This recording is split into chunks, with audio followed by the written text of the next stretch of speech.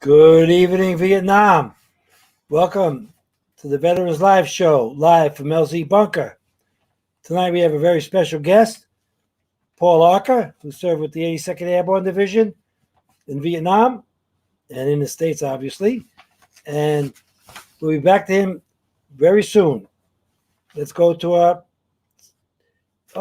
This, by the way, I don't know if I said this enough, but this is brought to you by the Fallen Never Forgotten book. It's a book about all the guys who never made it home from Vietnam. It's one state by state by state. Every state's covered, and we list all the guys listed alphabetically, and we give a state memorial or one of our favorite memorials of the state. And we give you a profile on that, how it was funded, how it got organized, who did the sculptures, who did the walls, little carvings of the walls, the stones, where the granite came from, things like that. So it's a good situation to check into. Okay, let's go to our headlines. A new bill, get ready for this, guys, named FY 2021 NDAA. That's FY 2021 NDAA, including the new amendment for orange-linked illnesses. So remember that. Check it out with your VA provider. Vietnam veterans and Central Bank teamed up to bring this thing together. Two organizations got truckloads of food and essentials in areas of Clay County for homeless. Vietnam veterans are doing their jobs. Okay, this date in the Vietnam War. Go to the timeline. January 13th, 1972. President Nixon announces that 70,000 U.S. troops will leave South Vietnam. And since taking office, President Nixon has withdrawn more than 400,000 troops. We're down, and casualties, deaths were down to less than 10 per week. And the number one song in January 13th, 1972 was American Pie. Remember that? Okay.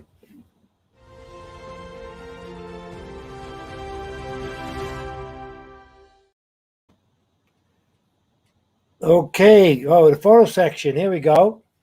That's me reading the Playboy in Vietnam, and a few years later reading the Bible, which turned me around. Excellent pictures.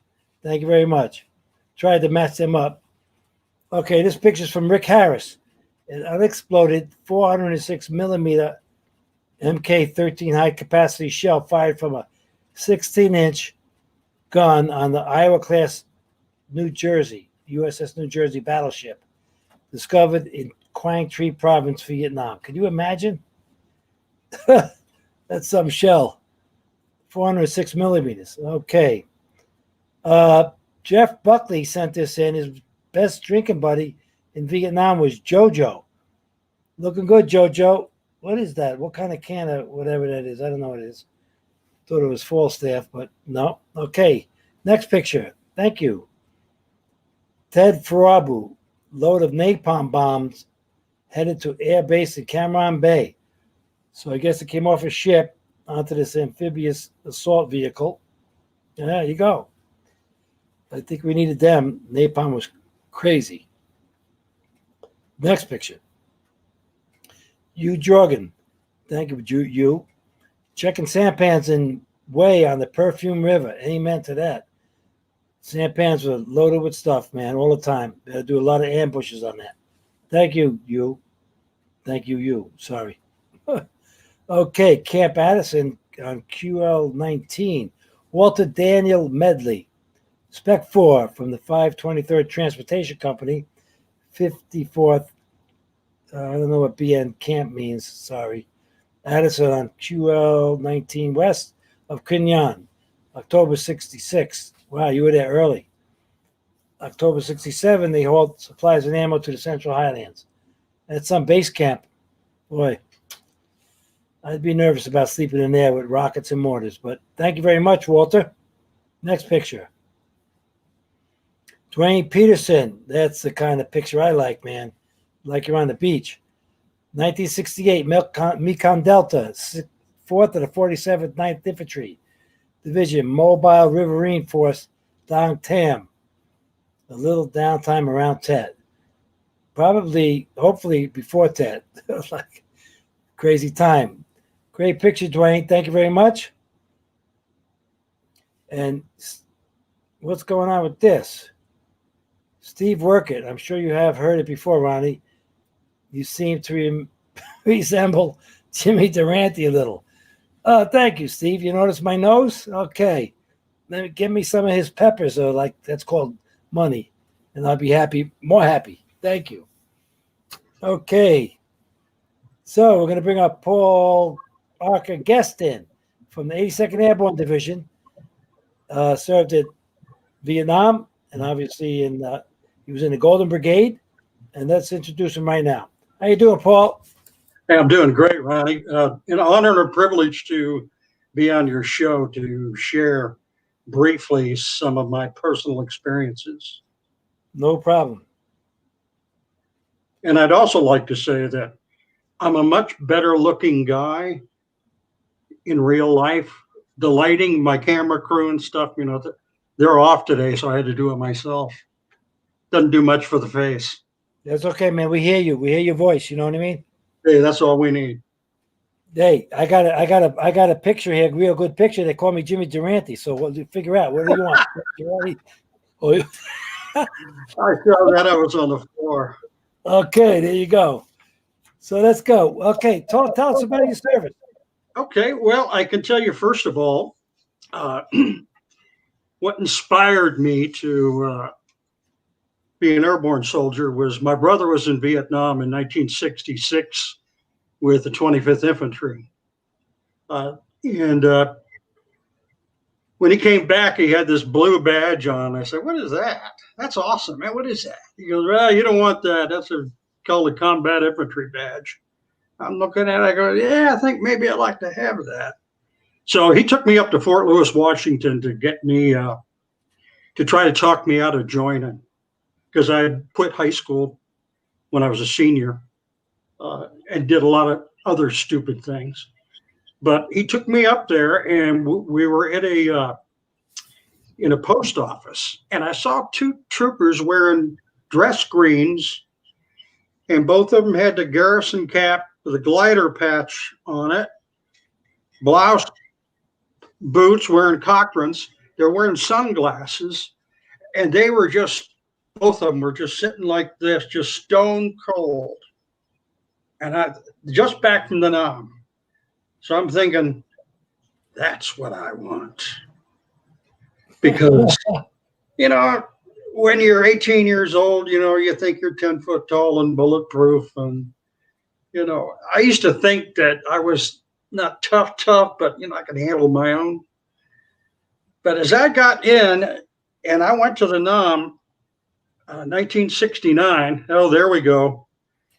That was about 75 pounds ago.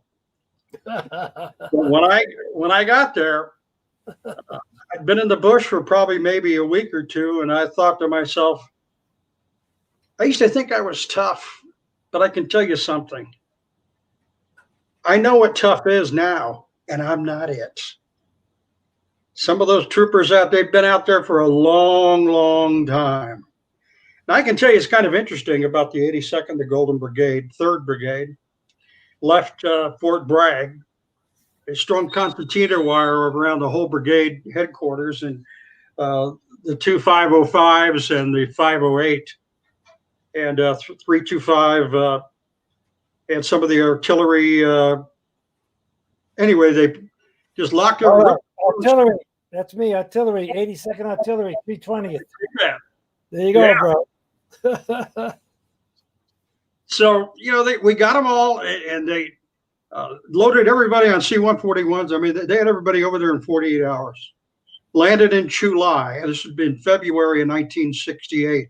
What I'm doing is giving you a little history about old brigade did, Oh yeah. Go. which is very interesting. More interesting probably than any other unit in Vietnam. Landed in Chu Lai. Nixon ordered us over because the Tet is 68. And they had moved us up to Hue, Phu-Bai, Quang Tri province, as a blocking force on the west side of the city of Hue towards Laos. And there was a 22nd NVA regiment that they had the infantry guys chasing them down, and they would just leave. It's a whole regiment. They'd leave a company to slow us down, get into a little firefight here or there. And finally, they all scooted over to Laos, and that was the end of that. So after that, Tet was pretty much done. They sent us down south. We went, and by the way, when we were up north, that's my squad right there. Nice. That's pictures taken in the Mekong Delta, where everything is wet, and I mean wet. In the Delta, yeah, that's me right there with the. On the right. You're on the right. Yeah, I looked like I was 12 years old there. 12? Yeah. I snuck in under the fence. I hear you. So the 82nd, so we went south. And by the way, when we were up north, we shared, because we had no base camp of our own, because we were such a small unit. Right. And when we got to Vietnam, discovered that about 1/3 of the brigade had already been to the Nam with the 173rd and the 101st. So all hell broke loose once we all got there. And guess what? Those guys got to go straight home, which meant we were so underpowered, it was crazy. So what are they going to do with us? Wait. What do you mean? They took those guys out on rotation, or they got wounded or killed? No, they were sent back. They all, the congressman got in on it and said, look, we just got back from Nam with other units. And then we come back, we get stationed at Bragg with the 3rd Brigade, and they're deployed. Wow. So all those guys, with the exception of some who volunteered to stay, thank goodness, because they're going to show us the ropes. I mean, we don't know anything. Sure. Yeah. So when we were up north, up in the A Shaw Valley, we used your Bastogne fire base. I don't know if you remember that. Ripcord. Yeah. Way up north there. Camp Eagle. Yeah. As a matter of fact, we couldn't, we didn't have no base camp and no real resupply. So we wore 101st patches on our jungle fatigues, which was kind of crazy. Yeah, there we go. So we went down south around Tay Ninh province. Yeah. Button up right against the Cambodian border. Yeah. Now we're going to reel ahead to, I'm going to say May, which is probably my worst month that I had in country. Because we were so small, we were, whoever was getting into doo-doo, they put us on helicopters and CA us out to some. Really? Yeah, LZ. You were a reactionary force. Yes, exactly. That's what the word I was looking for. So we worked with the 25th Infantry, 1st Cav, 9th Infantry, 1st Infantry Division. Wow. With all of them. But you were the posse in Vietnam. Yeah, I like that. I'm going to use that. Thank you. Oh yeah, guys, whatever they are, right? Yeah. A bunch of gunslingers, 18, 19-year-old gunslingers ready to get it on, So, we had it was kind of interesting because I've actually run into people who say, I didn't even know the 82nd was even in Vietnam. And to begin with, we're only there for 20 months. I mean, the brigade. Right. So in December of 69, the colors went back to Bragg. So I got out a month early because they needed bodies to get on that C-141, and had to go back with the colors. Right. So I got out a month early, and you know as well as I do, one day out of that bush early Is an eternity. thank you. I'll take it, Amen. So when we were down south in Tainan province, which was the Cu Chi, which was the headquarters for the 25th Infantry. And the 2nd Brigade, 101st Airborne Division, when we flew in December 67, that's where we went. Oh, really? Yeah. Yeah. My brother was there. He was in the Operation Junction City, which is where the 173rd made that quote unquote combat jump. Hollywood jump. Thank you. Okay. I don't want to say that to any herd brothers, man, because they get me. Me neither, but I'm just saying it was planned well. It was secure. Yes, it was. The zone was secure. It was fine. Exactly. Yeah, so there's a training jump. That's okay. Yeah. Exactly. And so consequently, they all got started on those wings. 1 second. But they got a combat jump star on their wings. That's right. Thank you. That's right. Something that you hadn't seen in years. Yeah. Korea. Yeah. There you go. Well, no, there was one in Iraq or somewhere. 173rd didn't want in Iraq, but that's okay. In the 90s. Yeah, that's right. Right.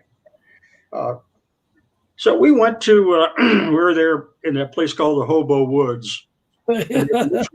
Rubber plant. Yeah. And Hobo Woods was a bad place for me, for all of us. We were working with the 25th Infantry, and we were patrolling through the hobos, and we had a 60 gunner and his ammo man, because we didn't have enough guys, and we put 2 here, we put 2 over there, put 2 here. Well, Munoz and Masada, these 2 troopers that had the 60 and his gunner, his ammo man, we go to reel everybody in, and we can't find them. So not being able to find them means they're captured. Bad guys drug them off. So we spent about, a good part of a week right along that Cambodian border, figuring they drugged them over there. But we never did find them. So sadly, they're on the wall, of course, but they were MIAs listed as KIAs. And one of in our squad, another guy named Ronnie Johnson, him and another friend of mine, Frank Willinga, there was a big tunnel complex there, and they were talking about arguing who's going to go down to see if maybe they drug them down the big tunnel complex. And normally they argue who's not going to go. Well, these 2 clowns are arguing they want to go. I want to hear. I hear you. I hear you. So Ronnie, he might have been 130 pounds soaking wet. He finally says, "No, I'm going down." And unfortunately, there was an 81 millimeter mortar rounds booby trapped in that at the entrance to the tunnel complex in the hole. You got to know that's going to be there. Yeah, he made an error, and sadly, it cost him his life. Yeah, and it wounded. I don't remember how many guys, but Frank Willing was one of them. Took a big headshot, shrapnel on the side of his head. Heroic deed. Nice to try to save his brothers, Yeah, absolutely. I mean, it's a brotherhood, that is. That's right. That's who you're fighting for. You're fighting for the country, but your guy next to you is the guy you're fighting for. Exactly. And, I have a Facebook page too, and I write. I wrote for 3 straight years in there just to try to create some healing and try to create, Yeah. Yeah. to let people know what I call boy soldiers, what they had to endure, the great suffering that took place. I never wrote about firefights and people dying and this and that. I wrote about things that happened in between all of that. Right. And I can tell you a big success with people wanted to know that, especially women. I'm on the admin side, so I can count how many people are, peeking in and looking. And I was shocked about how many women were very interested in that. And Oh yeah. Same on Facebook pages. I'll Yeah. bet. But they wanted to know what it was like. And I thought, I'm going to shed some light because, it's kind of like, and being with the 82nd, having no base camp, we would stay, and I'm not exaggerating, we'd stay in the bush for a good part of 2 months at a time. Really? I mean, no fire base, no base camp. We would maybe do 5 to 8 weeks the most. Yeah. Well, that's a stretch too. And then come back into, landing. Stand down. Yeah. But we did a stand down usually about maybe every other month or something, 8 weeks, 9 weeks, 10 weeks. And, but people are interested. Well, what'd you do then? And I know I watched the show before. We're talking about how your skin starts to rot. Oh my God, yeah. No toothpaste. Dry brush, that's fine. Did you say dry rot? Dry brush. Oh, dry brush. Okay, yeah. Yeah, no toothpaste. You're not going to take a shower anywhere. You can, go swimming in a bomb crater, and being down in the Delta where we had all the high class swimming pools, and any young paratrooper would want to jump in. Man, you guys were all over the country. Yeah, pretty much. And from the Delta we worked out of Cucci at first. Yeah. That was where we went with the 25th again. I guess the 25th, for some reason, was the older brothers and the training accessory. And we stayed there a month, and then I think they knew Tet was coming. So then we flew up north in early January, and the crap hit the fan. And that was that. So when were you there? I was there from January 69 to December 69. Okay. So I came a little bit later. I didn't deploy with a brigade, but I know all about it because I couldn't brag, so I kind of know what goes on there and what they did. And right. But a lot of young soldiers, and my page is called A Company 1508 Infantry, 82nd Airborne, Vietnam, 1968-69. And there's the current modern day A Company 1508 is still there. And they were writing me all the time, just saying that they couldn't believe, how those Nam grunts, because they don't have anything like that at all. They don't operate like that. Right. Time has changed. Weaponry has changed. They invited me to brag, and I went down there and got to address the company.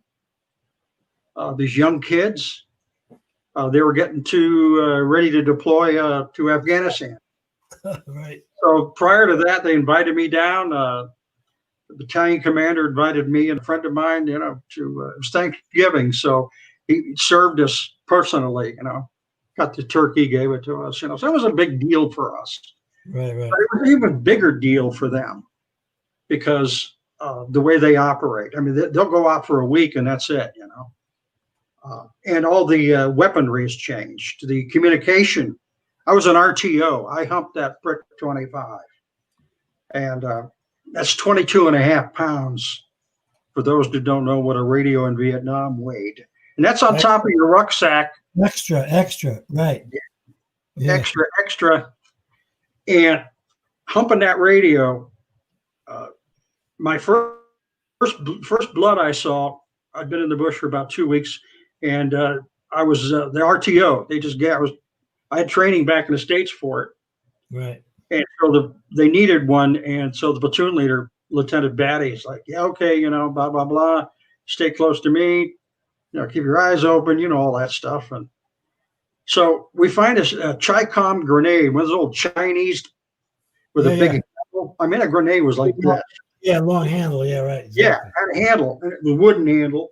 Yeah. And he wanted to blow it up, so he called the company commander on the horn.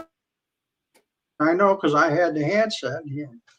And the CEO said, "No, I got an engineer out here, so they're going to take care of it." So he said, "Screw him. I'm going to blow it up anyway." Why didn't you just throw it off the trail into the bush somewhere, like 35 feet in the woods? I mean, the jungle. Who's going to find it? Yeah, I mean, it's like, so he wants to blow it up. All right. Yeah. I'm just kind of. I hear you. I know I'm a cherry. Okay. I haven't heard that word in a while. I know what that is, you know, and I'm like, what is he doing? You know, what is this guy doing? So he throws his old grenade in this small little mortar crater. And we're by a rice paddy dike, and it was maybe 15 feet from us. So he runs up there, throws it in the hole, takes his M26 baseball grenade, pulls the pin, fire in the hole, bam. And he comes running, and he's right by me laying down. I don't get it. He stands up, and he starts walking over towards that hole. Oh, my God. That's the first blood I saw. It took the whole bottom part of his face off. And he was just staggering. His eyes were just, you know, I thought, he's dead. And then he finally collapsed. And I got to tell you, Ronnie, after being a new guy out there, I thought, I ain't never going to get out of here. Yeah. Never. If that's what that looks like. And I found out later, many times over, you know, that you never get used to it. But, you know, crying was kind of a taboo, you know. That's it. Just hold it in, you know. It's just, you just get that. Man up. That's it. Yeah. That's right. And I think that's why we had so many problems when we came home, because it was like, I never said anything about Vietnam when I got home. Right. I got married when I was 29. I never told her I was even there. She had no clue. I had locked that out of my mind. I wish I could have done that. You know, just, and then believe me, it came out some years later. Oh yeah, about 50. I hear you. Yeah, me and too. 40 years later for me. Yeah. Yeah. See, that's just, you know, there's no words for it. And I always say, you know, I don't want it to go away, but I don't dwell on it either. You know what I mean? Yeah, I hear you. I don't ever want to forget that. And most importantly, and I won't forget those faces. Never. You know, I found out through my own psychological investment that the more time I spend talking to Vietnam vets about their situation, the PTSD level goes down. And I talked to doctors in the VA, and they agreed with that, because there's so many people that are like afraid to talk about it, and yet all they're doing is keeping it inside. So that I go around the country, well, not lately with the COVID, selling my book, and yet guys walk up to and they look at the book and they fan through it and they go, no, I can't handle that. And yet 20 minutes, a half hour later, they come back and say, give me a book, whatever. And happens all the time. And yet, you know, you got to face the music and dance. You know what I mean? Yes. And so, all right, I'm sorry. And that can be very hard to do. You know, it can be very hard to do. I agree with you, but you got to take a step. You know, I've had family members say, "Oh, my dad was there, but he never said a word about it." And I always say, "Well, I'm sorry to hear that." Right. You know, and I am. I don't mean to be rude or anything, but you're exactly right. When you talk to guys that have gone through this, you know, then you go, okay, all right, I got a better bearing on all this, because that guy's still here. Right. Life appears to be pretty good, and mine was a wreck, by the way. When I got out, oh man, I was a mess. Drank myself to sleep. I just couldn't handle anything. And the sad part about it was I didn't know why. You know, I was just like, well, you did what you did. So what? It's over. Deal with it. Yeah. It didn't work that way. Exactly. But yeah, I mean, we're kind of bouncing all over the place here, but you keep bringing up some goodies there, some good advice, and for those watching right now, I encourage you to do what Ronnie just said. You got to get involved. You got to get involved. You got to go to parades. You got to go to the American Legion, the VFW, the Vietnam Veterans Association. Join the membership. Get involved. Talk to other vets. And the more you're in the mix, which I call it, right? Go to parades. Do something. Wear a cap, a shirt, whatever you got to do. And people are going to talk to you. And believe me, the anxiety subsides. Yes, it does. Guaranteed.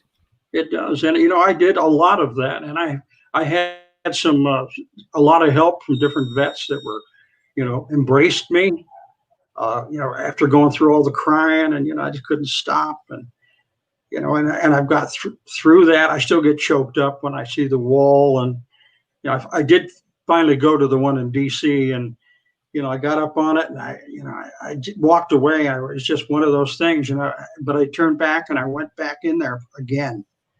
And, I got some of my boys' names. I always carry them on my sleeve here. Yeah, good for you, man. There's guys, the KIAs from my squad here. I take them with me everywhere I go. Oh, yeah.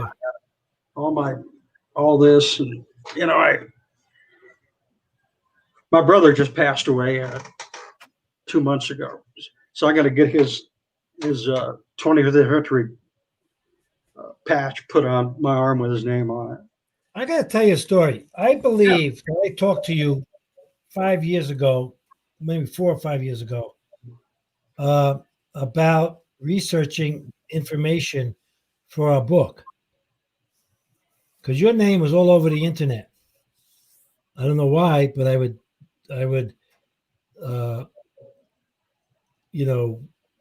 Google.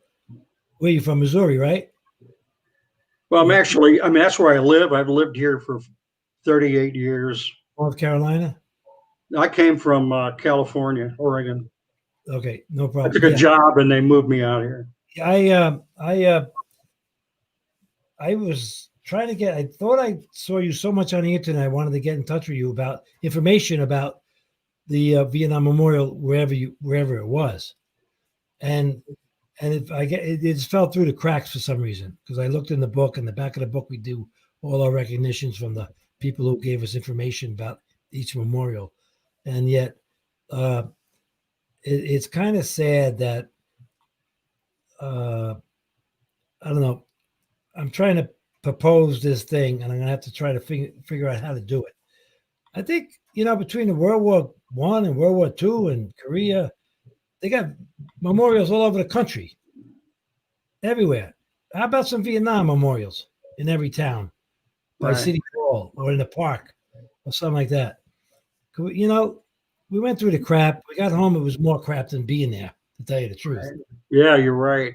And it's just so sad that the esprit de corps that we had, it's still somewhat bottled up, and it mixed with the crap that we saw that we couldn't control or anything to do. It had nothing to do with the circumstances. We just had to make the best we could, and it's still working on our hearts and our souls. Yes. Yeah. And we will until the Lord calls us home. Yeah, there you go, brother. I hear that.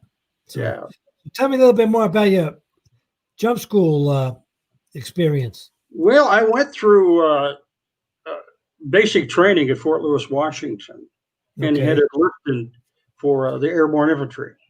So I was RA. Yeah. And I enlisted on the buddy system with a friend of mine. We went in together. We were going to be airborne. We're going to be infantry. We were going to go get us, bag You're some gonna bad win, you're gonna win the war. yeah, yeah. Well, here we go. Basic training is over. And I said, man, you ready? Because, we got 2 more stops, man. He goes, I changed my MOS. I'm like, I went to helicopter mechanics. I'm like, I mean, which is fine. That's a smart move. Tell you the truth. Yeah, I mean, he had some wisdom. I was dumber than a box of rocks at the time. You know, I mean, I was a total loser with a capital L.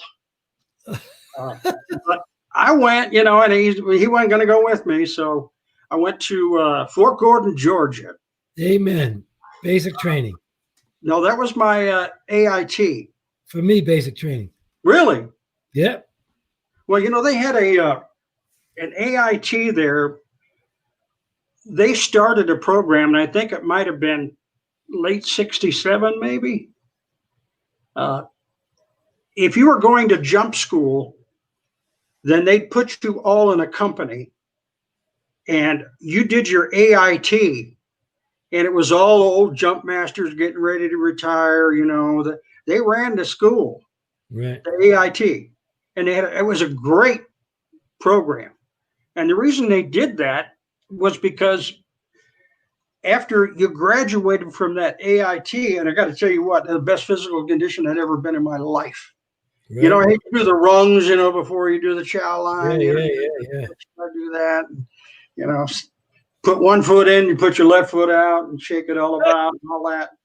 No, that's a hokey pokey, man. Ain't no Airborne. There you go. Yeah, we got the hokey pokey, all right. You know where. So what they would do. Move to your right a little bit. Move to your right a little bit. Oh, I'm sorry. There you go. Okay, good. Thank you. So they would take the whole company and they put us on buses and bus everybody up to Benning. Right. And the reason they were doing that was they minimized the washout rate. People change your mind, whatever, because it's all volunteer. So they got you mentally psyched, physically chiseled. You was ready for it. Right. So the PT there was nothing compared to what we had at Fort Gordon, Georgia. Yeah. Now, what year were you at Gordon? It was July 66 to September 66. Okay. Because they did shut that program down in late 69. And there was a place called Camp Crockett that was on that military base. And it was one of those airborne infantry schools. Now, I wasn't on the camp because that was those old World War II barracks, which we had. And there's no hot water there, I swear. You Google Camp Crockett, and there's guys that were in there, they'll tell you. No hot water, taking showers, So let me ask you a question. When you finally when you got out, when did you get out? What year? I got out in 1972. I was going to stay in. What I did was when I came back to Bragg, I got assigned to headquarters company. So I drove the brass around, different functions and crap. Those Army green cars, rough job. I got to tell you something funny. I was going to be assigned to Fort Bragg when I got back from Vietnam. I was with the 101st, and I only had 6 months to go. I got back in December. I had a month's leave, and they said so. It was day after the Jets won the Super Bowl, January 12, 68. 69. Was 68, 69? 69. 69, Joe Namath. When I had gotten out of the hospital with my second wound in Vietnam, and I was a CQ in charge of the division headquarters rear in Benoit. So I had time to write all the politicians I wanted to write. I said, look, I got 6 months to go. I didn't say this to them. I didn't want to play Mickey Mouse soldier, not Mickey Mouse, but, shine boots and whatever, the airborne stuff. You understand what I'm saying? We lost a lot of guys. Had a friendly fire incident with 13 killed and 22 wounded. Not good. And so the day before I'm leaving, I'm packing my bag, and the doorbell rings, and I said, who is it? It's a 4-story walk-up. The guy goes, Western Union. I go, Western Union? What the heck? Come on up. I meet him halfway. I look at it. It says, oh, it's a telegram. I open up, and it says, stop. Do not report to Fort Bragg, North Carolina. Report to Fort Hamilton, Brooklyn, which is 30 miles away from my house in Yonkers, New York. Geez. So, yeah, it was the United States Senator Jacob Javits. Talk about, I just took the time to write somebody, and it worked out. So, I know what you mean. Good for you. I didn't want to be, but yeah, it wasn't good. Got to be careful what you pray for. I was put in charge of a ceremonial platoon to do funerals. I did those. There you go. And yet, if the officer wasn't there, I'd have to give the flag to the wife or the parent. Yep. And the guys were like out of control on that detail. So, but yeah, that's what it goes, man. Burial detail, that's horrible. So, Rob, how come you got out of the Army? Well, I'll tell you what, when I still had time left when I got back from Vietnam. So with 11 Bravo MOS, I figured they're probably going to send me back. Right. And I was like, I ain't going to last another day out there. So I had to find a critical MOS where they couldn't do that. So I think it was a first sergeant told me, well, they got a drill sergeant school you can go to. You know, that's critical MOS. Yeah. I said, I'll take it. Where is it? He said, well, there's 2 of them. There's Fort Jackson, Mississippi, and one at Fort Leonard Wood, Missouri. I said, I don't care. I'll just go. So I wound up going to Fort Leonard Wood to the Drill Sergeant Academy in 1970. So I graduated, got my hat, and I'm going to tell you, I was a 20-year-old drill sergeant. How many years did you spend in the service? I spent 4.5 years in the Army. And you became a drill sergeant? And you went to Vietnam? Oh, yeah. That's a story. Oh, my God. And, you know, the place was because, you know, the Nam was still going on. Yeah, yeah. They couldn't find enough drill sergeants. I mean, that place, every one of those barracks was jam-packed with trainees. There were thousands of them, you know. And so I did that. And, you know, I thought I got screwed out of a staff sergeant. So I thought, this isn't for me. I want it to be, but I'm going to get out. I got you. So I'm going to give you, I got a couple of gifts for you. 1 second, please. Yeah. Hold on.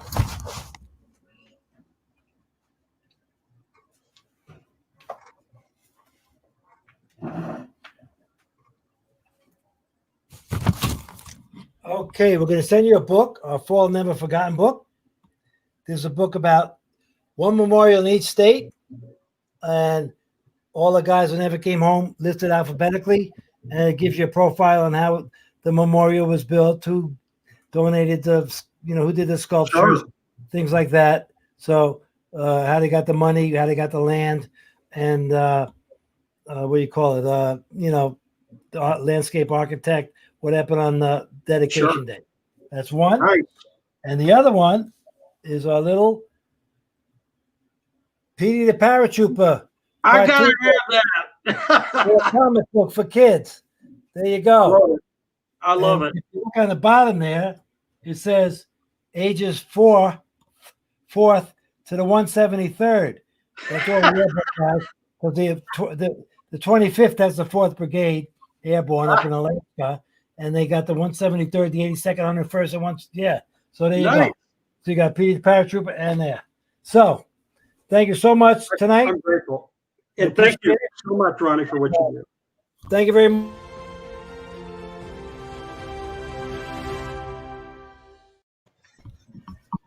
All good. Thank you. Paul, we can see your shirt. Let's see your shirt. Can you stand up? Hold on, right there. It says 508th Parachute Infantry Regiment, 82nd Airborne Division. Amen. Thank you, Marie, for that. Fury from the sky.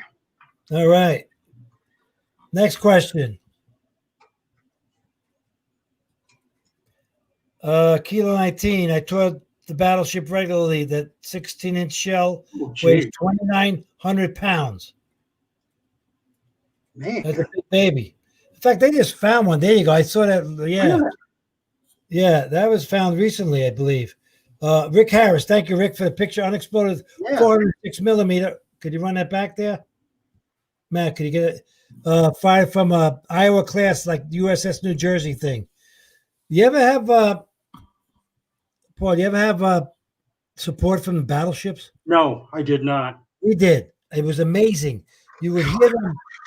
They sounded like jets, and you'd hear the boom like off the coast up north. Quang Province there, Yeah. and they were offshore, and you hear the boom, and all of a sudden you'd hear this sound that would sound like a jet fighter or something, and it would go by, and 10 miles later or 5 miles later it would explode. Crazy. So That's nuts. yeah. Next question. Did the mic fall off the table? No, it didn't. It rolled off onto my lap.